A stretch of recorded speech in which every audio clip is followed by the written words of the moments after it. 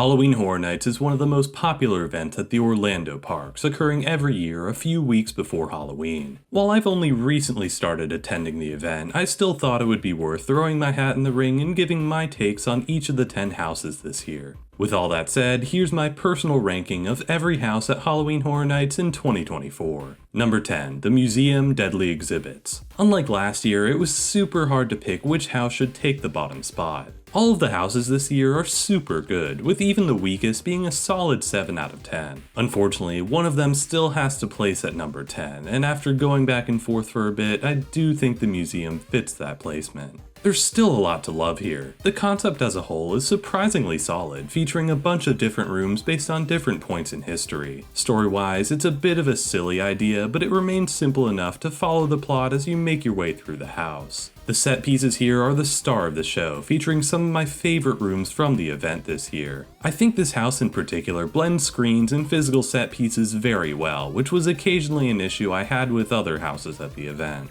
Despite all that good stuff, what brings this house down is its length and lack of scares. The costumes are really great, as always with this event, but the scares themselves didn't really affect me like some of the other houses did. Along with that, the house is pretty short too. It's not the shortest at the event if I had to guess, but it also doesn't feel long enough to make a huge impact either. And that's what really hurts this house, its lack of impact. At the end of the day, the rest of these houses just left more of an impression on me. As I said, it's still a great house, and I do feel bad for placing it this low. Still, out of the 10 great houses this year, I do believe this is the least great of them. Number 9, Goblin's Feast. Before the event really kicked off, I had heard a lot of hype surrounding this house. The concept intrigued me when it was announced, but I can't say it was at the top of my hype list. When the event began and I made my way through the house myself, there was one glaring issue that prevented it from being truly great. It is extremely short. Of course, I'm sure it could be shorter, and for what we got, it does have some incredible costumes and set pieces. Unfortunately, this is a very similar situation to the museum. There's a lot of great stuff throughout, but when compared to the rest of the lineup, it doesn't feel nearly as special in comparison. I'm happy for those that got something more out of it, but for me, this is another really good house that doesn't quite reach greatness. Number 8, Triplets of Terror. I'm kind of shocked about this one. From the moment it was announced, I expected this house to be my clear least favorite. The concept just seemed a bit thrown together, and when I went on my first run on opening night, I didn't feel much different. The story is fairly straightforward, apart from the strange inclusion of some sort of true crime podcast. Other than that, we're fully focused on these murderous triplets who deliver some admittedly gruesome kills. That overarching violence and abundance of scares is what really appealed to me on my second run. If you're more into the scary stuff than the conceptual stuff, this house is definitely for you. It's admittedly more plain looking than the last 2 houses on this list, but in this case, I do think the scariness of it elevates it beyond the more conceptual houses ranked below it. While I normally prefer the high concept stuff, in this case the scary stuff works better for me. Number 7, Universal Monsters Eternal Bloodlines. Last year's Universal Monsters house took the top spot on my ranking because of its perfect blend of both theming and scares. This year, while Eternal Bloodlines retains a lot of those strengths, it unfortunately comes with its own set of weaknesses. I appreciate its attempt at a more complicated narrative, although at times it can be a bit hard to follow. The shocking ending helps to bring it all together, but in the end, I do feel like I prefer the houses with a looser narrative. As for the sets, in certain moments they can be truly incredible. There's one set in particular that takes you inside Dracula's castle, feeling shockingly huge in what's mostly a pretty compact house. The house as a whole doesn't feel quite as varied as last year's house in terms of set pieces, but I do enjoy the locations it does explore. When it comes to the scares, I felt they were hit or miss, with some feeling like they were there just for the narrative. This is a problem I noticed with Stranger Things 4 last year, where sometimes characters will just pop out at you to say a line instead of trying to scare you. It's not nearly as big of a problem here, but it did bug me on occasion. Overall though, while I liked a lot of what this house was doing, I did think it felt a little undercooked. There's a lot to like here, and I look forward to what the Universal Monsters house might be next year. As time goes on though, I'm starting to worry that they'll be running out of characters. Personally, I wouldn't mind if they looped back and started to do some over again, but that may just be because I never got to see them myself.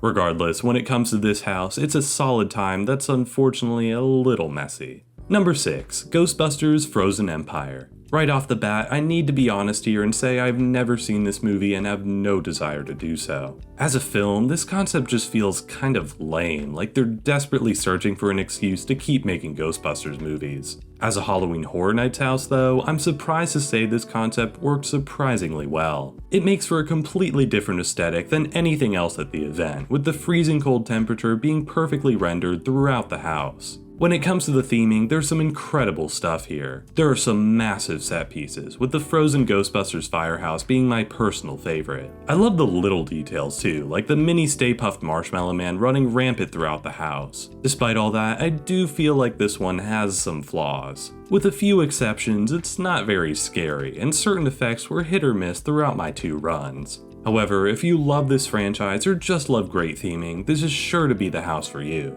It does run into some of the same problems that Stranger Things did last year, but otherwise I had a shockingly great time. Number 5. A Quiet Place. This is another movie I haven't watched yet, but not by choice. I've heard a lot of great things about A Quiet Place, although I was curious to see how Universal would try to mimic the film's concept. Would the house actually be quiet, or would it skip out on that idea entirely? The answer is both, sort of? Universal has claimed that they wanted to focus on purely the diegetic sound in this house, featuring noises you'd hear in the natural world. The result is a house that's far from quiet, but feels less audibly busy than some of the other houses at the event. It's a cool effect, even if it's not immediately noticeable. As for the rest of this house, I thought it was pretty solid. It's one of the longer houses this year, taking you through an impressive variety of locations. If you did The Last of Us last year, this feels very similar, with an apocalyptic version of our real world. It's not quite as engaging as The Last of Us, with worse monsters and weaker effects, but for the most part, this is another great house. All things considered though, I'd say these next 4 houses are a tier above. A Quiet Place is really good, but the next 4 are some of the best I have ever been through.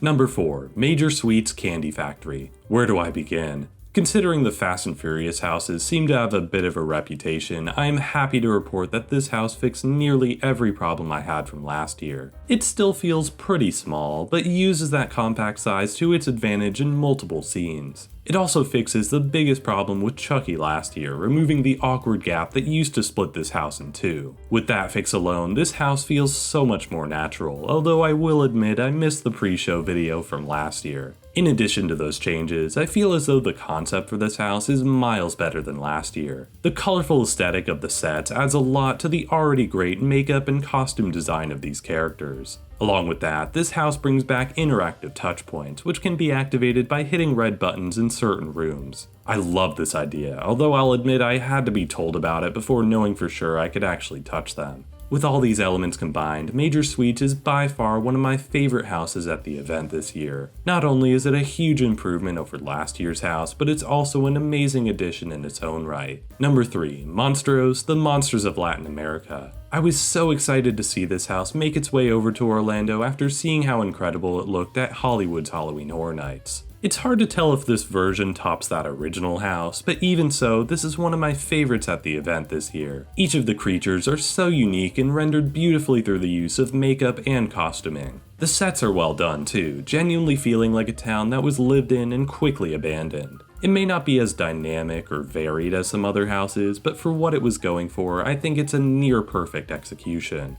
I'm glad I got to experience this house for myself, and I hope to see Hollywood's sequel from this year get ported over as well. Number 2. Insidious the Further. I am shocked for a variety of reasons. Firstly, I have to admit that yet again, I have not watched the movie that this house is based on. I'm not opposed to seeing it like I am with Ghostbusters, nor do I have a strong desire to see it like with A Quiet Place. I'm purely ambivalent towards this film and its surrounding franchise. If I watch it, I watch it, but if I don't, that's fine too. That being said, I wasn't expecting to hear such strong buzz surrounding this house when the event first started. Many people claimed it was one of the scariest they have ever been through, and while I'm not experienced enough to make that statement, I will admit it's one of the few I've done that really shook me. I remember one moment in particular where a scare actor covered in shadow just kept staring at me, which really got under my skin. Of course, there's plenty of jump scares along with those more chilling moments. There's one segment in the second half where demons constantly pop out at you through red curtains, which was startling to say the least. Apart from all those scares, the theming of the house is pretty solid as well. I wouldn't say it's incredible or anything, as it can be somewhat repetitive and fairly plain, but for what it is, it does what it needs to do. In the end, it's a similar situation to Triplets of Terror, where it's more focused on scaring you than bringing a unique concept to life. As I said before, if scary stuff is your thing, this will likely be one of your favorite houses this year. However, in this case, I think the more conceptual house has to be my favorite. Without further ado, let's talk about number 1, Slaughter Cinema 2. I know it might not seem like it based on the amount of films I haven't seen in this video, but in general, I love movies. Film and filmmaking is one of my biggest passions outside of theme parks, so being able to visit a house that's filled to the brim with cheesy horror B-movies was an absolute delight. From the outside facade being a drive-in movie theater projecting a variety of fake films, to the inside of the house featuring an endless barrage of silly, stupid ideas, Slaughter Cinema 2 is one of my favorite houses I have ever gone through at Halloween Horror Nights. Being a tent house, it's one of the smaller ones at the event. Despite that, it packs in so much creativity into that small size. There are some more flaws, like its general lack of scares, but as a whole, I can't deny my love for this one. It's a fun and funny house that knows exactly what it needs to be, and executes its ideas flawlessly. Now, we can only hope that some of these concepts become their own full-fledged houses too. Be sure to leave your favorite house in the comments down below, and check out last year's Halloween Horror Nights ranking while you're at it. Thanks for watching, subscribe for more, and I'll see you all next time.